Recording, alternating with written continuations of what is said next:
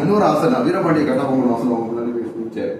நான் ஸ்கூல் லைஃப்ல பண்ணது நான் மோன் ஆக்டிங் கலிநெறியில் வந்து பாத்தீங்கன்னா ஃபாரின் காரன் ஃபர்ஸ்ட் ஆர்யூ வீரபாண்டிய கட்டபொம்மன் நீதான் ஜாக்சன் டாயோ ஏ வீரபாண்டிய கட்டபொம்மன் வாட்டி கட்லர் எஸ்சி கட்லர்